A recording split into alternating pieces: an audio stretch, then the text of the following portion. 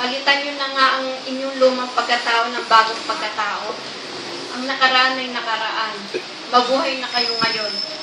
Ito na ang panahon ng pagpapala sa inyong pagtitiis sakripisyo. O kaya dahil sa inyong pagsunod.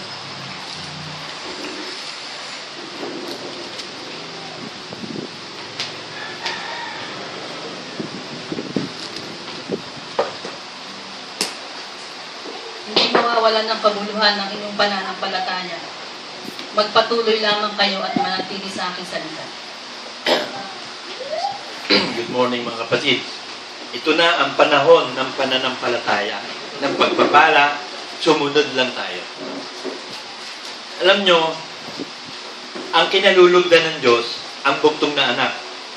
Bakit kinalulugdan ng Panginoong Hesus? Sinunod ng Panginoong Hesus ang lahat ng kautusan at kalooban ng Ama. At siya ang naging panganay ng magkakapatid. Kaya kung tawagin natin siya, hindi Papa Jesus. Yung iba, Papa Jesus. Kuya Jesus. Siya yung panganay naman. At hindi pwedeng tawagin Papa si Jesus, hindi naman siya ang Ama eh. At saka hindi rin pwedeng tawagin Papa ang Ama. Sabi niya, ang pangalan ko'y Ama. Huwag mo sabihin Papa. Pwede, meron si Papa Bear, tsaka si Mama Bear. So, maraming error ang mga hindi mananampalataya eh. Ninanais ng Diyos na kalugdan niya tayo at kalulugdan tayo kung ang Panginoong Hesus ang nasa atin at ginagawa natin ang ginawa ng Panginoong Hesus. Siya yung model eh. Siya yung panganay ng mga panganay. Tayo yung mga panganay tayo lahat. Pero merong panganay ng mga panganay, nagpakita ng model ng pagsunod sa Ama, siya ang salita ng Diyos, si Kristo. Ginanap ng Panginoong Hesus ang lahat ng salita ng Ama. Kaya siya ay salita na naging laman. Siya ang Diyos na naging tao, naging laman, ay ibig sabihin, ipinamuhay niya yung salita ng Ama. At sabi ng Diyos, delight in me, and I will give the desires of your heart. Marami tayong desires eh. Katulad halimbawa ng gusto natin sumagana sa buhay. Gusto natin mabait ang asawa natin, mga anak natin. Gusto natin lagi tayo may pambayad ng kuryente, pambayad ng ilaw, pambayad ng tubig, pamasahin ng mga anak natin sa pag-aaral. Gusto natin makabili tayo ng masasarap na pagkain, magagandang damit. Lahat yun, ibibigay ng Diyos yun eh. Delight in me, and I will give the desires of your heart. So, desires natin lahat yun eh. Pero kailangan, ma-delighted ang Diyos sa atin. At nadi-delighted siya kung ginagawa mo yung ginawa ni Kristo.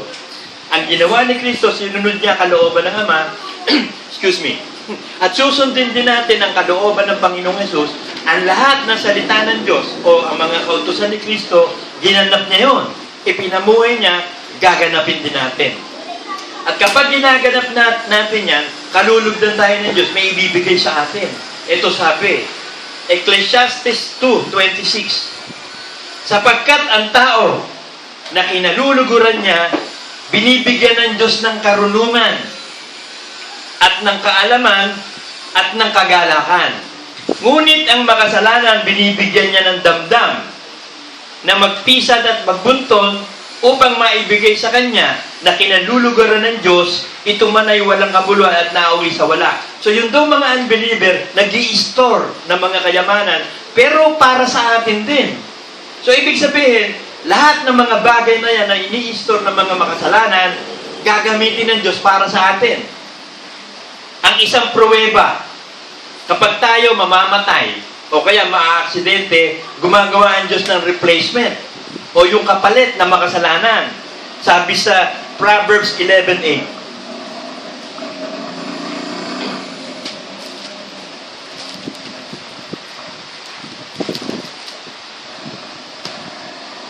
Ang matuwid ay naliligtas sa kabagaban at ang masamay dumarating na kahalili niya. Sample, di ba nag-aalay si Abraham kay Isaac? Iaalay niya, di ba? Sabi ng Diyos, sabi ng angel of the Lord, huwag mo siya saktan. Sabi ni Abraham nung umpisa pa lang, the Lord will provide. So, hindi sinaktan si Isaac, di ba? Sabi nung angel, meron dong tupa, nasisingit sa bato, yun ang iaalay mo, replacement. So, gumawa ng replacement ang Diyos doon sa banal. So, ganun din tayo. Kaya huwag kayong matatakot kahit siya kayo mapunta. Pinoproteksyonan tayo ng Diyos sa lahat ng panahon, sa lahat ng pagkakataon, at to the last second, to the last moment. Yun yung last second na lang yun. Quarter of an inch na lang yun. Napakaliit na quarter of a second lang yun. Sabi nung angel, huwag mo siya saktan. Parang yung twinkling of an eye. Kumpitin mo, gaano kabilis yung twinkling of an eye? Hindi lang millisecond yun eh. Pumikit kang bigla, nakadilat. Ganon ang rapture? Like a twinkling of an eye? May isa pang sinabi dito sa Proverbs, yung pagpapalit ng Diyos na replacement. 21:18.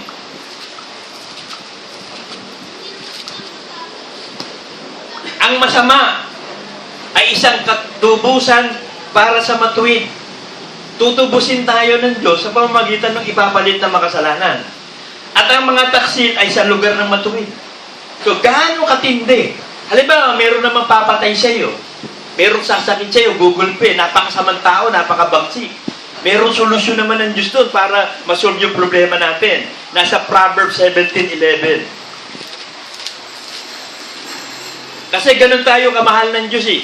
Ganun tayo pinoproteksyonan ng Diyos sa mga anak niya. Proverbs 17:11. Ang hinahanap lamang ng masamang tao ay paghihimagsik. Kaya isang mabagsik na sugo, susuguin laban sa kanya. So kung meron kayong siga-siga, mamamatay tao, murderer, siya yung siga ng buong bansa, gusto saktan ng pamilya mo, gusto kang takutin, gusto kang saktan, gulpihin, ang gagawin ng Diyos, magpapadala ng sugo, mas babagsik sa kanya. Kung siya'y mamamatay tao, mas matindi ipadadala sa kanya, kanang kamay ni Satanas, si Beelzebub. Ipadadala para patayin yun. Yung papatay sa iyo, papatayin yung papadala ng Diyos. So, ganun ang mga solusyon ng Diyos. Sabi ng Genesis 28:15. At narito, ako'y sumasayot, iingatan ka saan ka man pumaroon. At pababalikin kita sa lupaing ito, sapagkat hindi kita iiwan hanggang hindi ko nagagawa ang sinalita ko sa iyo. So anywhere we go, nasa abroad ka, nasa Abu Dhabi ka, nasa Middle East ka, nagkakagulo doon, sa Canada, Northern America, Southern America, anywhere you go, hindi ka iiwan ng Diyos. Pangako yun eh. I would never leave you nor neglect you. So kahit ano nagaganap sa atin, hindi tayo pababayaan ng Diyos sapagkat kinalulugdan tayo ng Diyos. Bakit tayo nalabi? Sapagkat nakita ng Diyos sa puso natin ang katapatan. Kasi yung mga hindi tapat, binubunot yan eh. Sabi sa Matthew 15:13,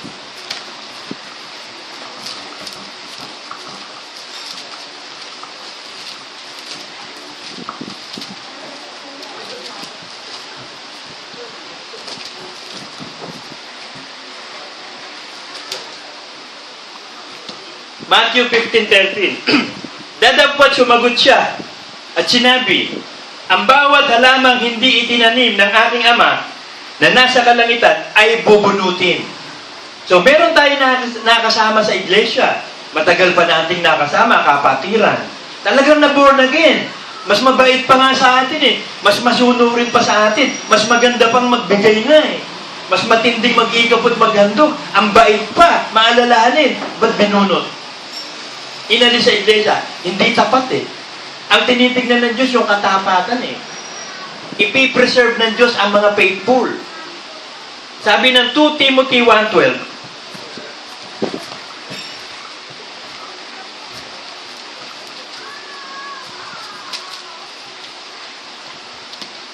dahil dito'y nagtiis din ako ng bagay na ito, gayon man hindi ako nahihiya, sapagkat nakikilala ko yaong aking sinasampalatayanan at lubos akong naniniwalang siya'y makapag-iingat ng aking ipinagkatiwala sa kanya hanggang sa araw na yun.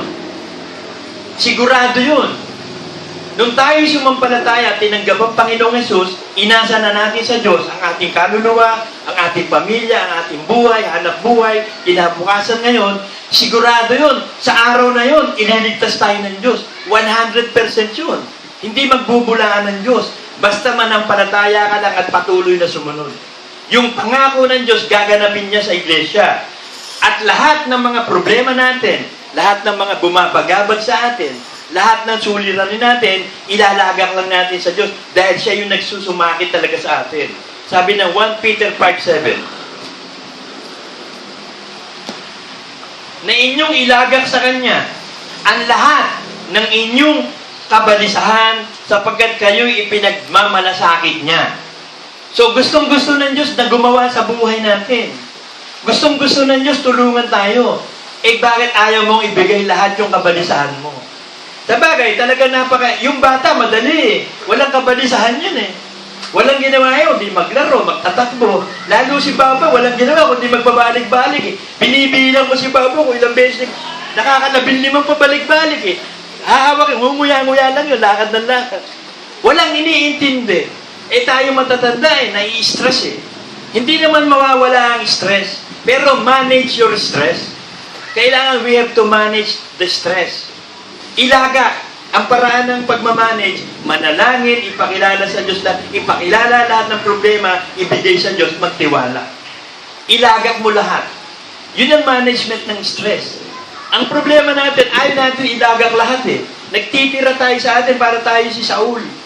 Ipinapapatay kay Saul ang lahat ng Amalekites, binuhay yung hari, binuhay yung mga baka, lahat papatayin eh. So, ibig sabihin, lahat ng bumabagabag, lahat ng problema, lahat ng takot, natural yun. Tao ka eh, mababagabag ka, mai-stress ka, matatakot ka. Pero hindi maghahari sa iyo yun. Ang maghahari sa iyo si Kristo. Ibibigay mo lahat ng kabalisahan kay Kristo. Yun ang management ng stress. Hindi mo kailangan mag-enroll doon sa seminar ng stress management para kumuha ka ng certification na pasado ka sa stress. Habang nabubuhay tayo, may stress. At habang nabubuhay tayo, mayroong paraan naman ng management, ang salita ng Diyos. So, kalulugdan tayo ng Diyos. Bakit? Ang way natin, Word of God eh. So, ibibigay niya lahat ng nasa ng puso natin. Sosolve niya lahat ng problema natin, lahat ng bagay na bumabagabag sa atin, siya ang bahala. Sabi ng Isaiah 46:4,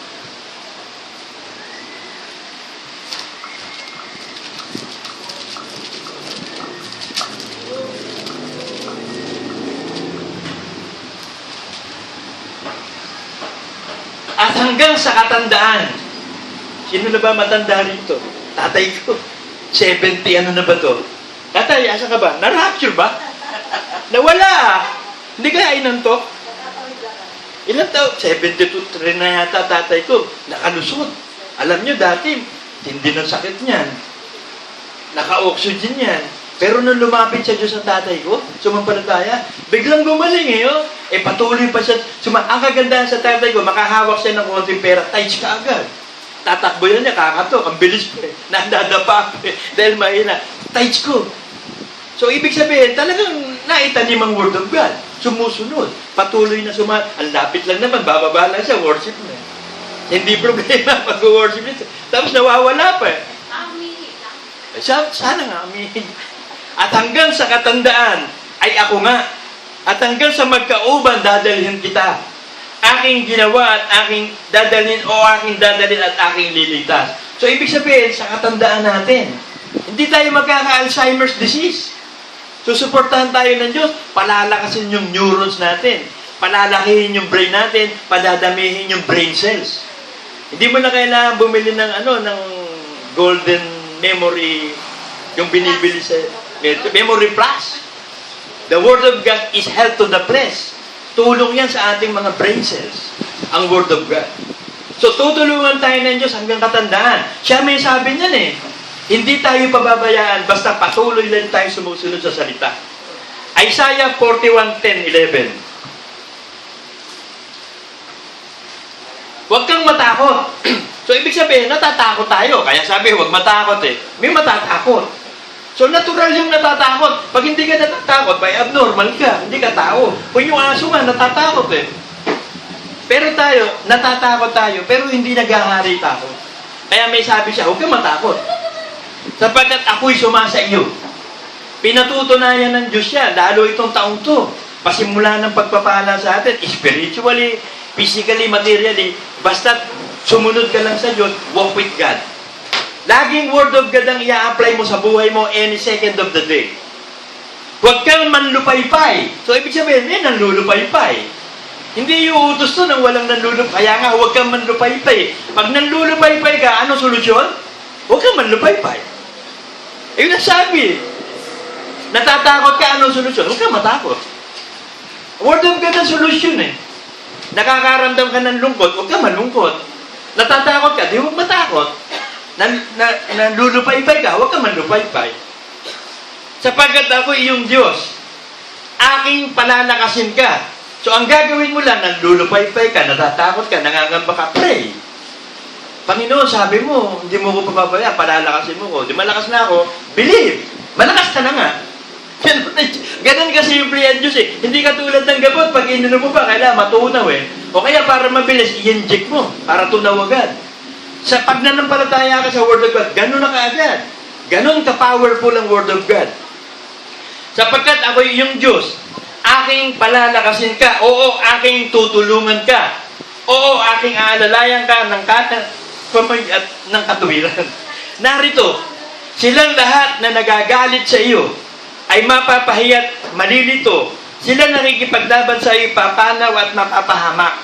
So lahat ng umaalit sa atin, lahat ng gumagawa ng masama sa atin, madidisgrasya lahat yan. Parurusahan ng Diyos yan. Sabi ng Deuteronomy, hindi, meron dito yung sa Isaiah 51:7-8. Yung parurusahan ng Diyos ang magpaparusa sa atin. Darating yun. Kaya huwag kang gaganti sa masama. Gantihan mo na mabuti masama, ibigay natin sa Diyos lahat ng panlalait, ang tawag doon yung dukha, pag-aaba. Inaaba tayo ng sanlibutan ng mga kaaway natin. Meron siyang pangako. Isaiah 51:7-8. Inyong pakinggan ako, kayong nakakaalam ng katwiran. Bayan na ang puso'y kinaroroonan ng aking kautusan. Huwag niyong katakutan ang pula ng mga tao o manlupaypay man kayo sa kanilang mga paglait.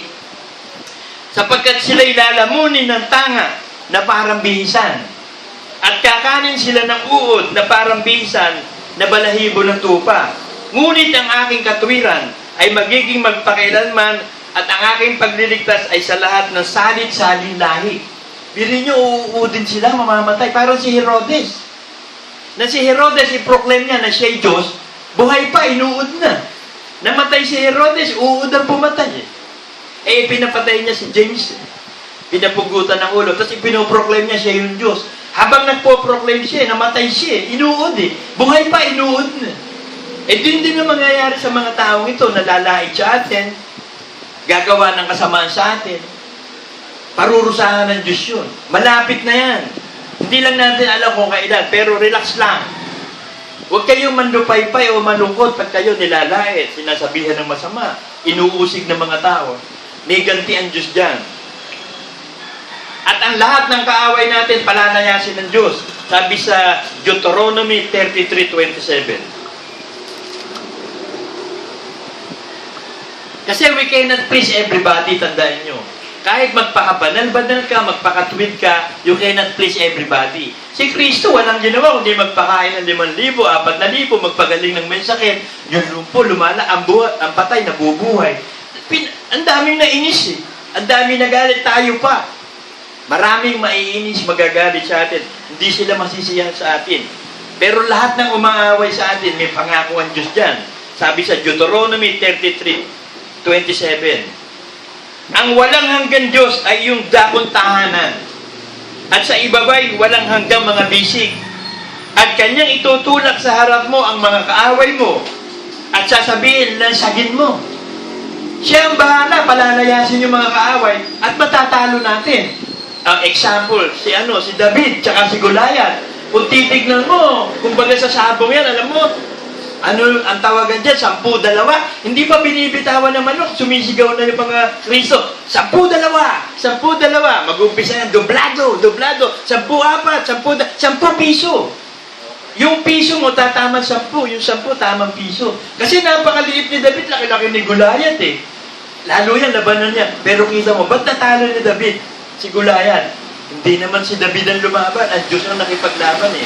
Yung talent niya, kung paano pumatay, nakapatay siya ng leon dun eh. Dun sa isling eh. Sa tirador niya eh. So kaya-kaya niya rin patayin si Goliath. Nagbangon siya, 5 batong makikinis. Pagtira niya, tinamaan sa noo agad, balabag eh. Nawala ng malay si Goliath eh. Di kinuha niya yung itak ni yung espada ni Goliath, yun ang pinamputol sa ulo, tapos ibinandera sa Israel, patay si Goliath. Kasi ganoon ang Israelites, pag napatay mo hari, kukunin mo yung ulo, ibabandera mo sa buong Israel yun. Di nagkatuwa ang Israel. Bakit? Sabi ni David mamamatay ka ngayon, Goliath. Sabi ni Goliath, ang liit-liit mo, yabang mo. Mamamatay ka ngayon, sabi ng Diyos ko ibibigay ka sa akin, patay ka. Patay nga. So wala tayong kaaway na malaki na hindi mamamatay. Lahat yun, gagawa ng Diyos ng paraan. Sabi ng Exodus 14:14.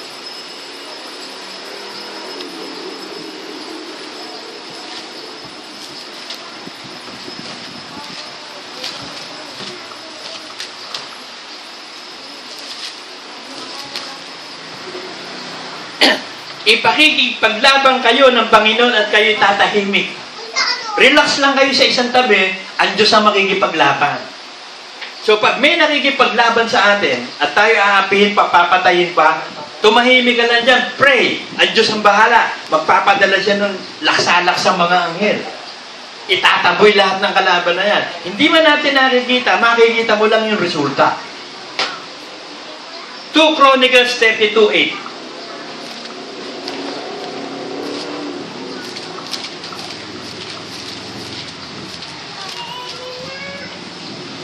Sumasa kanya ay isang kamay na laman. Ngunit sumasa atin ang Panginoon natin Diyos upang tulungan tayo at ipakipaglaban ang ating mga pagbabaka.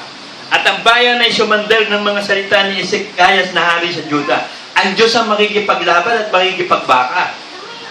So ang kailangan lang, kalugdan tayo ng Diyos. Lagi tayong sumusunod sa kalooban ng Diyos, sa salita ng Diyos, and He will preserve the faithful. Yun ang pangako Pananatiliin niya yung mga tapat, yung mga banal. Yung mga tunay na sumasampalataya sa Diyos. Sabi ng Joshua 24:17.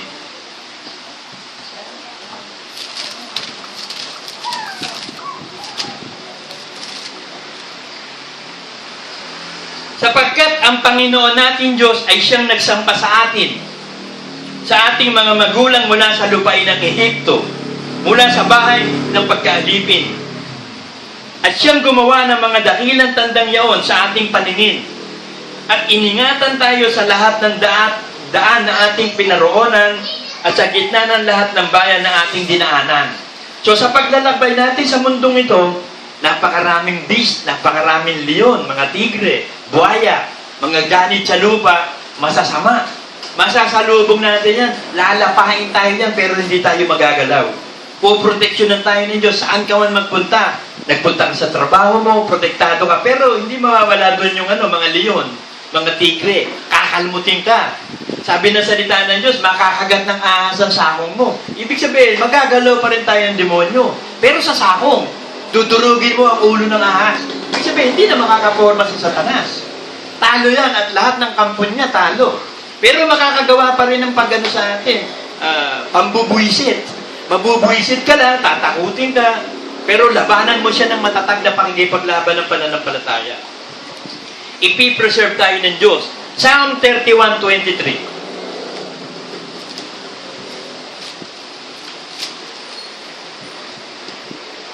O ibigin ninyo ang Panginoon ninyong lahat ng mga banal niya. Pinapapalagi ng Panginoon ang mga tapat. He preserved the faithful. So, titignan mo lang sarili mo, tapat ba ako? Tapat na ba talaga ako? Nag-commit ba talaga ako sa Diyos? Nung ibautismo ba ako sa tubig, ay totoo ba ako sumasampalataya? Yung bang kalooban ng Diyos, huwag mo kalimutan ng pagsamba, ginagawa ko? O ina-actionan ko pa rin ng pagsamba? Lahat ba ng tinatanggap ko, iniigap ko, inihahandog sa Diyos? Matapat na ba ako sa lahat ng kaliit-liit ang tinatanggap ko? Okay na ba ako? Kailangan suriin mo sarili mo Papapaligiin ka ng Diyos. Sabi niya He preserved the faithful. Ang kailangan lang, siguraduhin mong tapat ka. Pinapapalagi ng Panginoon ang mga tapat at pinaghihigantihan lubos yung mga manggagawang palalo. Yung mga mayayabang, yung walang pagtitiwala sa salita ng Diyos. Yung magaling sila. Sila ang marunong. Para si Lucifer. Siya yung marunong Daig pa niya yung lumikha sa kanya Daig pa niya ang Diyos kaya yun, lumampas sa langit. Bumagsak sa lupa. O ngayon, nandito na siya sa second heaven, paroon pa rito. second heaven, first heaven, earth. Hanggang sa dumating ang panahon na ibabaksak siya sa earth, sa tribulasyon, ipoposes na yung Antichrist. Gagawa na siya ng mga lying signs and wonders doon. Ngayon, meron na ako napapanood eh. Sa internet, yung ipinasa ni Lito sa akin, yung God is in Disguise ng Pub Radio, the new amazing videos. Naglalakad sa ibabaw ng, tingin ko, England yung lugar na yun. Ang mga building kasi, mga parang nostalgic building eh. Parang ano yun, London yung lugar eh. Naglakad sa ibabaw ng tubig, tapos nagle-levitate isang paa. Ibig sabihin, kung yun man ay nagaganap na totoo, illusion yun. Hindi totoo yun, gawa ng demonyo yun. Saying lines and wonders. Napakarami na ngayon. Yung si David Langley ba yun? O si Ben? Ben Hanley. Ben Hanley, tsaka yung bago yung David. Demonic talaga mga magic. Ang lulupit. Talagang naghahari ang demonyo sa panahon ito ng mga lying signs and wonders.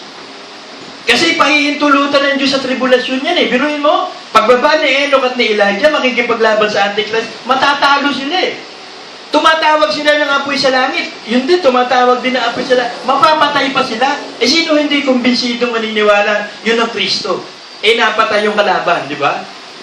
To see is to believe ang mga tao eh. Magkakasaya sila. 3 days and 3 nights, mag-exchange gifts sila, magkakasaya. Dahil napatay yung kalaban. Tapos biglang ba, after 3 days sila, babangon yung dalawa, rarapture papunta sa langit. I-glorify din. So malapit na yan mga kapatid. At ang buhay natin dito sa lupa, yung nalalabing buhay natin, kailangan maging matapat na tayo. Sabi ng Psalm 37:28,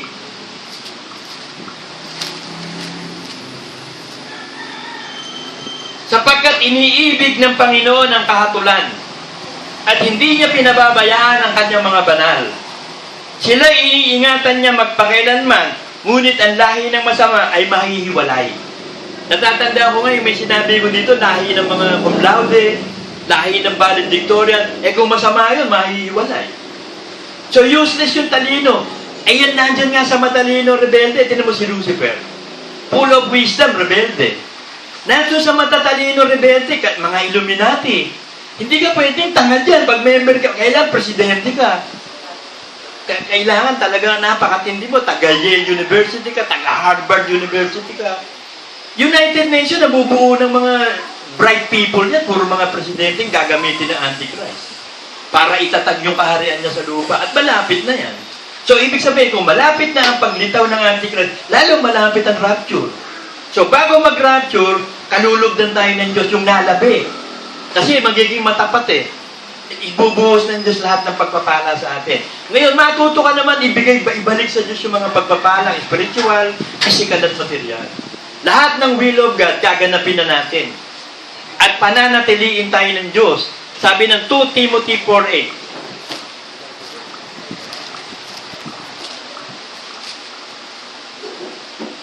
Buhat ngayon, natataan sa akin ang putong ng katuwiran na ibibigay sa akin ng Panginoon na tapat na hukom sa araw na yon, at hindi lamang sa akin, kundi sa lahat din naman ng mga naghahangad sa kanyang pagpapakita. Question, naghahangad ka ba sa pagpapakita ng Diyos? Sabi mo, Lord, wag muna.